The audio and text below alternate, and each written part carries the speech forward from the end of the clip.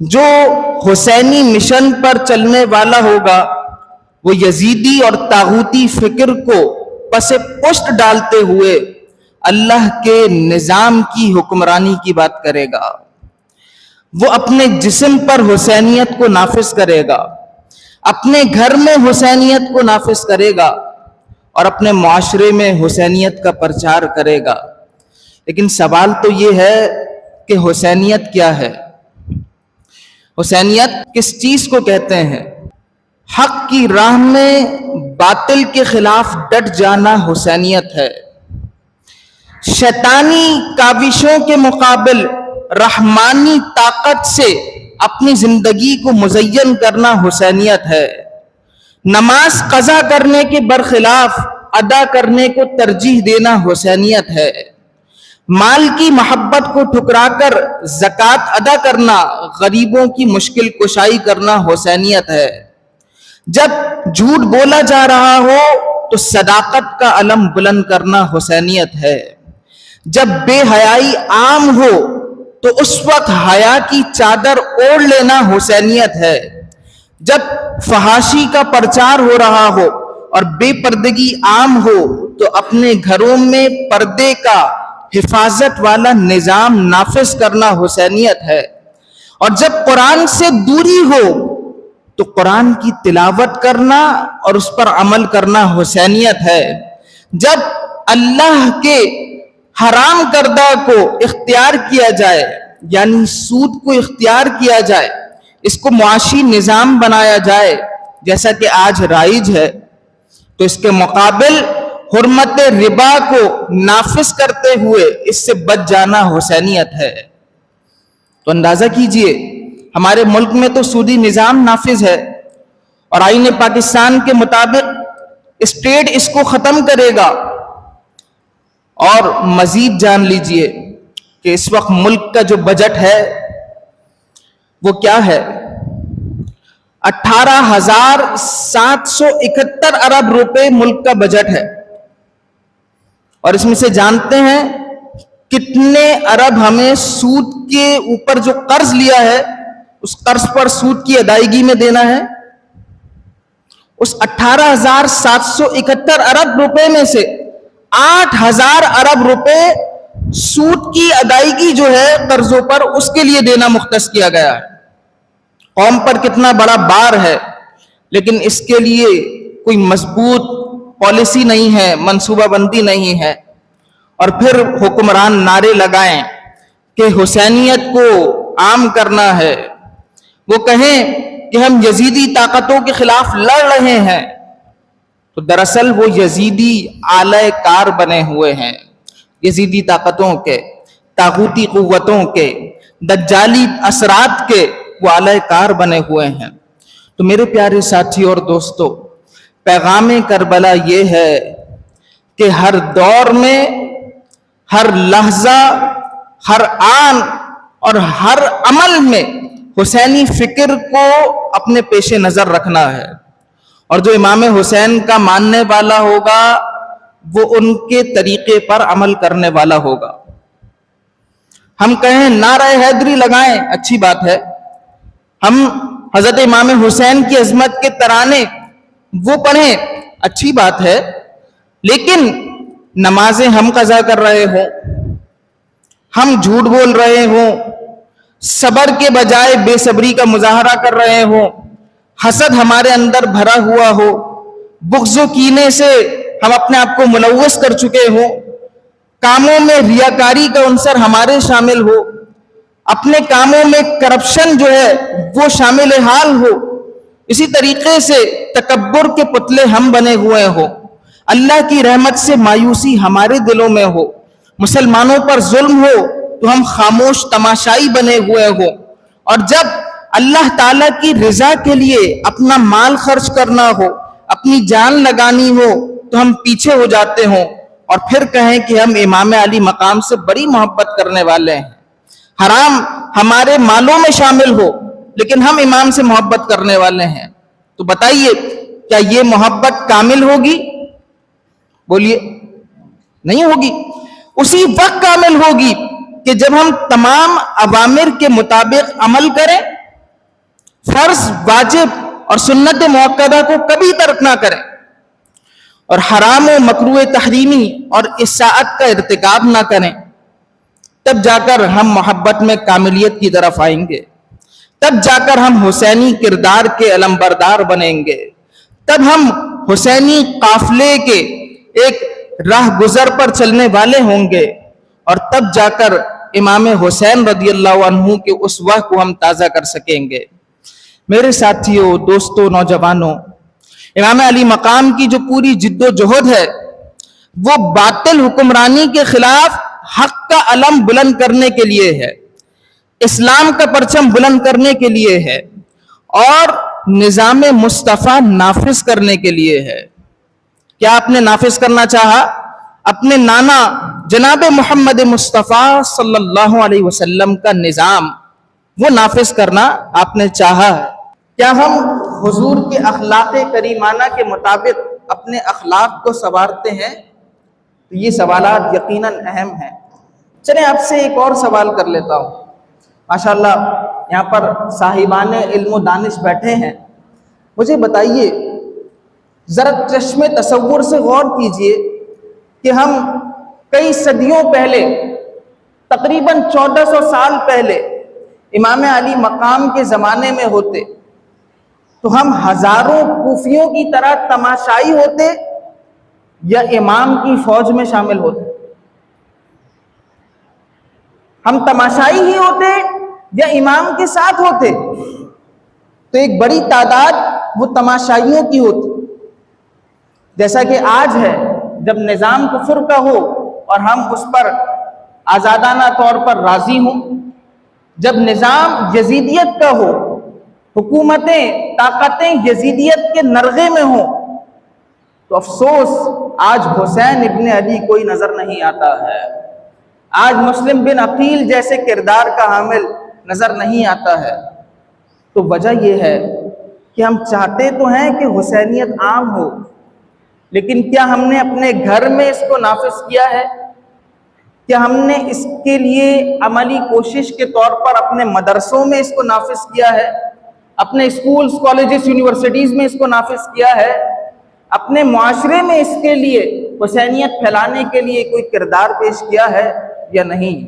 جھوٹ ہم بول رہے ہوں اور چاہیں کہ حسینیت عام ہو، ریاکاری ہمارے اندر ہو اور چاہیں کہ امام کا کردار روشن ہماری صورت میں ہو، ہم بے حیائی کے پیکر بن جائیں، امت مسلمہ اس میں ملوث ہو جائے، اور پھر آج مسلمان طاقت کے مقابلے میں کمزور پڑ جائیں، تو یقیناً امام علی مقام کا یہ مشن نہیں ہے۔ اللہ تعالیٰ قرآن مجید میں ارشاد فرماتا ہے وَلَنَبْلُوَنَّكُمْ بِشَيْءٍ مِّنَ الْخَوْفِ وَالْجُوعِ وَنَقْصٍ مِّنَ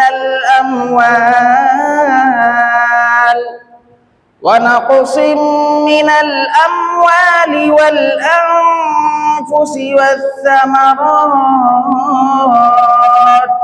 وَبَشِّرِ الصَّابِرِينَ۔ اور ہم ضرور تمہیں آزمائیں گے، کچھ خوف سے، کچھ بھوک سے، کچھ مالوں کی کمی سے، کچھ جانوں کی کمی سے، اور کچھ پھلوں کی کمی سے آزمائیں گے۔ آزمائش ضرور ہونی ہے، اس دنیا میں آئے ہیں تو اپنا ذہن بنا لے کہ یہ پھولوں کا سیج نہیں بلکہ راستے میں کانٹے بھی ہیں، خار بھی نظر آئے گی، تو ہم ضرور تمہیں آزمائیں گے، تمہارا امتحان لیا جائے گا۔ کچھ خوف سے، کبھی خوف طاری ہوگا، کبھی بھوک تم پر مسلط ہوگی، کبھی مالوں کی کمی سے آزمایا جائے گا، کبھی پھلوں کی کمی سے آزمایا جائے گا، کبھی تمہیں دولت کی کمی سے آزمایا جائے گا، اور کبھی جانوں کی کمی سے آزمایا جائے گا۔ لیکن جب آزمائش ہو تو امام علی مقام کا کردار کیا ہے وہ سوچنے والا ہے۔ جو قرآن کہتا ہے امام نے اس کردار کو اپنایا ہے۔ قرآن کہتا ہے وَبَشِّرِ الصَّابِرِينَ الَّذِينَ إِذَا أَصَابَتْهُم مُّصِيبَةٌ غائبة قالوا إنا لله وإنا إليه راجعون. قرآن کہتا ہے کہ صبر کرنے والوں کو خوشخبری دے دیجئے کہ جب ان پر کوئی مصیبت پہنچے تو وہ کہتے ہیں کہ انا للہ و انا الیہ راجعون، بے شک ہم اللہ کے لیے ہیں اور اسی کی طرف لوٹنے والے ہیں. امام کے سامنے چھوٹے کمسن شیرخوار دودھ پیتے علی اصغر کا جنازہ ہے، امام صبر کرتے ہوئے راضی ہیں. امام کے سامنے سیدنا علی اکبر رضی اللہ تعالی عنہ کی شہادت ہے، امام راضی ہیں. رفقا، بھانجے، آپ کے بھتیجے، آپ کے بھائی کا جنازہ ہے، امام صبر کرتے ہوئے راضی ہیں. وہاں پر مال کی کمی ہے، امام راضی ہیں. وہاں پر جانوں کی کمی سے آزمایا جا رہا ہے، امام راضی ہیں. پانی بند کر دیا گیا ہے، امام راضی ہیں. کھانا نہیں ہے، امام راضی ہیں. ہر طرح کی آزمائش ہے اور وہ راضی ہیں.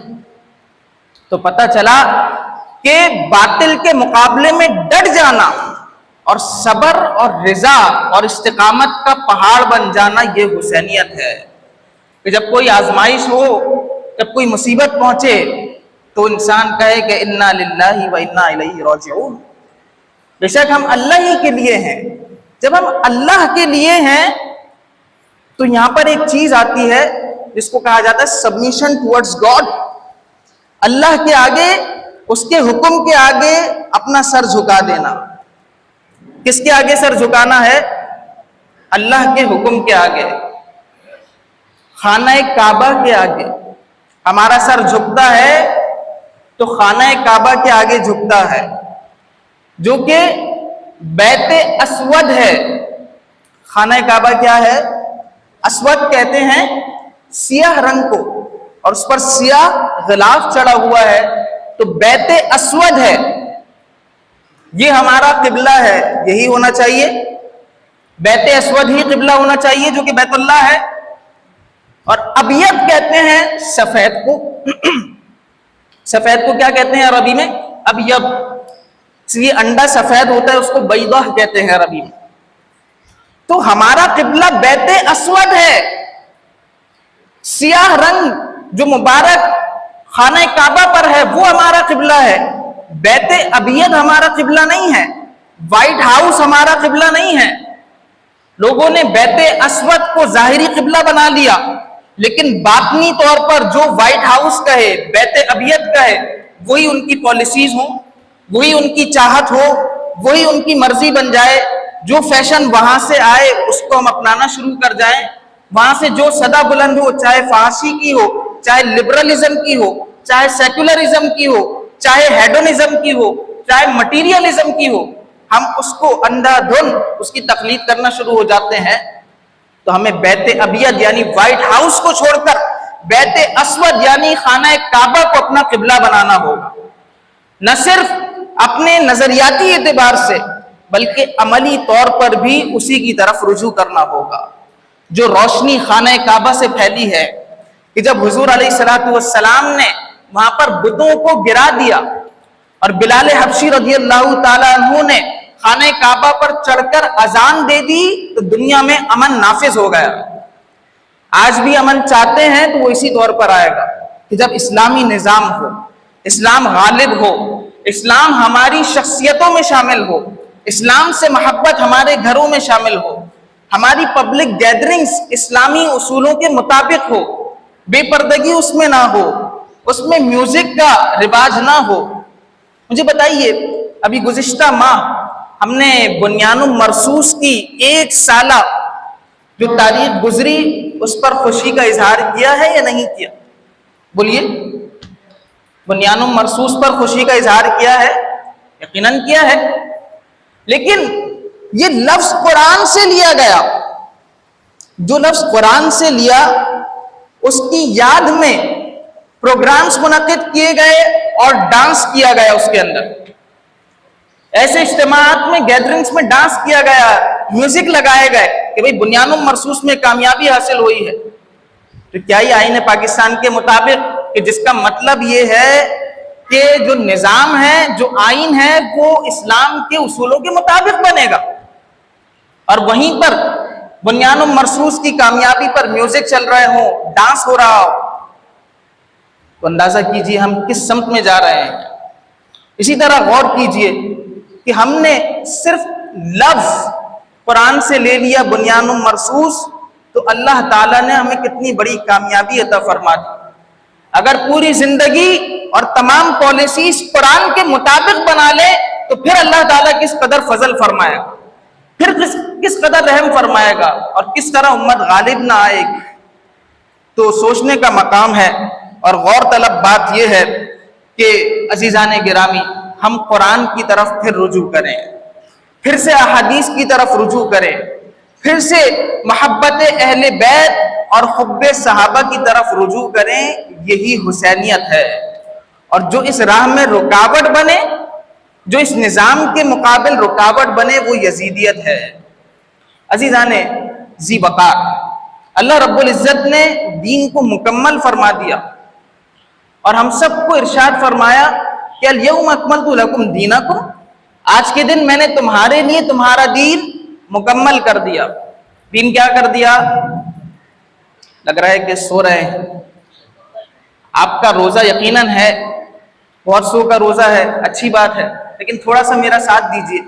اللہ فرماتا ہے ہم نے تمہارے لیے الیوم اکملت، آج میں نے تمہارے لیے تمہارا دین مکمل کر دیا ہے، دین مکمل کر دیا ہے۔ وَأَتْمَمْتُ عَلَيْكُمْ نِعْمَتِي، اور تم پر اپنی نعمت تمام کر دی ہے۔ وَرَضِيتُ لَكُمُ الْإِسْلَامَ دِينًا، اور تمہارے لیے اسلام کو بطور دین پسند فرما لیا ہے۔ کس کو بطور دین پسند کیا ہے؟ اسلام کو۔ تو مرضی کس کی چلے گی؟ اللہ کی یا شیطان کی؟ اللہ کی، رحمان کی، نہ کہ شیطان کی۔ اور اسلام کا معنی کیا ہے؟ اس کا معنی ہے گردن جھکا دینا، سبمیشن ٹورڈز گاڈ، اللہ تعالیٰ کو خود سپردگی کر دینا، یہ اسلام کا معنی ہے۔ اپنے آپ کو اللہ کے سپرد کر دینا، اور سپرد کرتے ہوئے جھکا دینا، گردن جھکانا اسلام کا معنی ہے۔ ہماری گردن جھکے تو اللہ کے فرامین کے آگے جھکے۔ لیکن غور کیجئے، کیا ہماری گردن آج خواہش نفسانی کے مطابق تو نہیں جھک رہی؟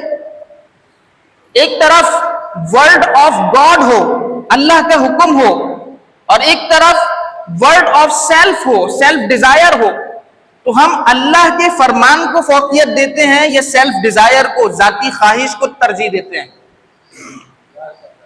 کس کو ترجیح دیتے ہیں؟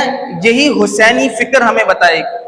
اگر ہم اپنی ذاتی خواہشات کو ترجیح دیتے ہیں تو انسان اس میں کس قدر آگے بڑھ جاتا ہے، اور یہاں تک کہ کئی لوگ اسلام سے ہی دور ہو جاتے ہیں، کیونکہ اسلام نے تو اللہ کے حکم کے آگے سر جھکانا سکھایا ہے۔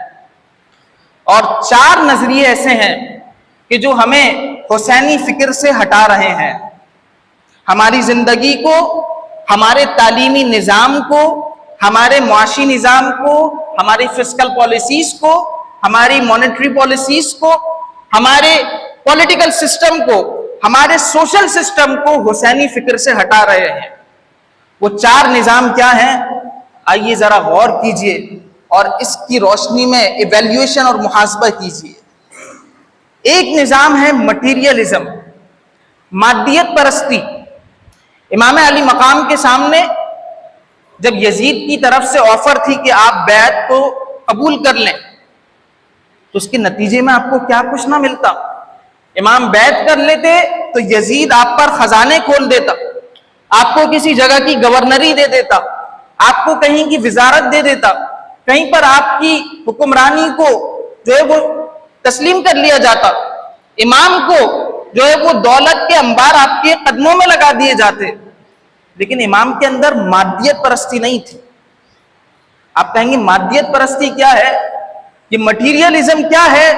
یہ دراصل خرابیوں کی جڑ ہے کہ دولت اور مال کو ہر چیز پر ترجیح دینا۔ آپ نے سنا ہوگا یہ لفظ، ارے یہاں پر تو کچھ حاصل ہی نہیں ہونا ہے، مال، کوئی دولت ہی نہیں حاصل ہو رہی، کوئی مانیٹری بینیفٹس حاصل نہیں ہو رہا ہے، تو اس کا کوئی فائدہ نہیں ہے۔ جس کام میں کوئی مالی فائدہ ہو وہاں پر ہمارا دل مائل ہو. تو یہ مادیت ہے کہ انسان مال و دولت کو ہر چیز پر ترجیح دے. ایک طرف حلال ہو دوسری طرف حرام ہو, بظاہر ایسا لگے کہ حرام سے زیادہ مال آئے گا, انڈر دا ٹیبل کچھ رشوت لینے سے زیادہ حاصل ہو جائے گا. اگر اپنے کسی قریبی رشتہ دار کو کرپشن کرتے ہوئے آگے بڑھا دیا جائے تو اس سے مالی فوائد حاصل ہو جائیں گے, تو انسان یہ کام کر گزرتا ہے. یہ مادیت تو ہے. امام علی مقام نے مادیت نہیں دیکھی, دولت انہوں نے ٹھکرا دی, انہوں نے حکومت ٹھکرا دی اور ایک اسلامی نظام کی بات کی, حق کی بات کی, اور مادیت کو پس پش ڈالتے ہوئے اسلام کا جھنڈا بلند کیا ہے. تو آج بھی اگر امت چاہتی ہے کہ ہدایت ملے, ترقی ملے, پروگریس ملے, تو پروگریس کیسے حاصل ہوگی؟ مٹیریلزم کو دور کرنے سے ہوگی. اپنی زندگیوں سے یہ مادیت پرستانہ دوستیاں, مادیت پرستانہ کاروبار کہ جس میں شریعت کو ٹھکرا دیا جائے, حرام میں لگا جائے, اس کو ٹھکرا دیجئے. دوسرا جو نظریہ ہے وہ بھی حسینی فکر کی راہ میں رکاوٹ ہے, اور وہ ہے سیکولرزم, لادینیت, جس کا مطلب یہ ہے کہ دین کو اور حکومت کو, جو اسٹیٹ ہے اس کو بالکل جدا کر دینا, اسلام کو صرف چند عبادات اور رسوم کی حد تک محدود کر دینا کہ بس یہی اسلام ہے. بس جب ہم مسجدوں میں آ رہے ہیں تو ہم ایک مسلمان کی حیثیت سے ہیں, پھر کاروبار میں جو کچھ کرے وہ ہماری مرضی ہے. بھائی شادی بیاہ کے موقع پر ہم جس طرح کرنا چاہیں ہماری مرضی ہے, خوشی کا موقع ہے. ہم اپنے کاروبار میں جو کرنا چاہیں ہماری مرضی ہے. ہم دوستی جس سے چاہیں رکھنا چاہیں ہماری مرضی ہے. ہم جس طرح کی گیدرنگ میں جانا چاہیں, چاہے وہ گیدرنگ ایسی ہو کہ جہاں پر صحابہ کی شان میں گستاخیاں ہوتی ہوں, جہاں پر بد عقیدہ اور گمراہ لوگ ہوتے ہوں, وہاں پر صرف لنگر کی خاطر اور یہ سوچے کہ یہ بھی اہل بیت کا نام لے رہے ہیں, ایسی گیدرنگز میں چلے جائیں کہ جو حضرت عائشہ صدیقہ کو گالی دیتے ہوں, جو حضرت ابو بکر صدیق رضی اللہ عنہ اور عمر فاروق رضی اللہ عنہ کو گالیاں دیتے ہوں, ان کی گیدرنگز میں چلے جائیں, تو پھر ہم کس راہ پر چل پڑے؟ اسلام صرف چند نظریات اور رسوم کا نام نہیں ہے, چند عبادات کا ہی نام نہیں ہے, بلکہ ایک پوری امبریلا ہے, ایک پورا کوڈ آف لائف ہے کہ جو پوری زندگی کو گھیر لیتا ہے. ہر جگہ, ہر حصے میں اور ہر موڑ میں اسلام نافذ ہے. تو سیکولرزم, یہ نظام اسلام کے بالکل متصادم ہے, اور یہ حسینی فکر کی راہ میں رکاوٹ ہے. سیکولرزم سے لڑنا ہوگا. اسی طرح تیسرا جو نظام ہے جو حسینی فکر کی راہ میں رکاوٹ ہے وہ ہے ہیڈونزم, یعنی خواہش پرستی, جو خواہش کہے وہ کرنا ہے. اللہ فرماتا ہے افرائیت, کیا تم نے اسے نہیں دیکھا, من اتخذ الہہ ہواہ, کہ جس نے اپنی خواہش کو اپنا خدا بنا لیا. کیا اس کو نہیں دیکھا کہ جو خواہش کہے انسان وہی کرتا چلے جائے؟ خواہش کہے کہ بد نگاہی کرنی ہے وہ برے مناظر دیکھے, خواہش کہے کہ حرام کرنا ہے وہ حرام کی طرف بڑھ جائے, خواہش کہے کہ بڑوں کے ساتھ بد تہذیبی سے پیش آنا ہے وہ یہ کام کرے, خواہش کہے کہ مال و دولت کی خاطر بہنوں کو وراثت سے محروم کرنا ہے, دوسرے بھائیوں کو محروم کرنا ہے, اور انسان ایسا کرتا چلا جائے. خواہش کہے کہ ماں باپ کے ساتھ بدسلوکی کرنی ہے, انسان یہ کرتا چلا جائے. خواہش کہے کہ مسجد جانے کا بھی دل نہیں چاہ رہا, میں تھوڑا جو ہے وہ فٹ بال ورلڈ کپ دیکھ لوں, چاہے اس میں کسی کے گھٹنے نظر آ رہے ہوں. خواہش کے پیچھے چلے جانا اور مسجد کو چھوڑ دینا, نمازوں کو چھوڑ دینا, اللہ تعالیٰ کی محبت کو چھوڑ دینا, رسول کی اطاعت کو چھوڑ دینا, یہ ہیڈونزم ہے, اور یہ حسینیت کی راہ میں ایک بہت بڑی رکاوٹ ہے. ہر شخص وہ دیکھے کہ کہیں یہ ہیڈونزم, خواہش پرستی ہمارے اندر تو نہیں ہے, یہ جو رکاوٹ ہے. اور پھر انسان یہ سوچے کہ ان رکاوٹوں کو عبور کرنا ہے تو اپنے گھر میں, اپنی ذات میں, اپنے آفس میں, اپنے کاروباری مرکز میں, اپنے مدارس میں, اپنے سکولز اور کالجز میں ہم نے حسینیت کو عام کرنے کے لیے کیا کاوشیں کی ہیں. آج کردار حسینی پیدا کرنے کی ضرورت ہے, یقیناً ہے. اس کے لیے ہم نے کوششیں کیا کی ہیں, سوال یہ بڑا اہم ہے. اور دین ہوتا ہے امام حسین کی فکر سے مضبوط اور روشن. آج بھی جو چاہتے ہیں کہ ہمیں ترقی ملے, تو ترقی ویسٹ کے مطابق نظام کو اپنانے میں نہیں ہے، بلکہ امام حسین کی فکر کو اپنانے میں ہے، حق کا ساتھ دینے میں ہے، سچ کا ساتھ دینے میں ہے، اللہ کی رضا کی خاطر سر جھکانے میں ہے۔ امام نے کہہ دیا کہ سر دے دوں گا، فاسق اور فاجر کے ہاتھ میں ہاتھ نہیں دوں گا۔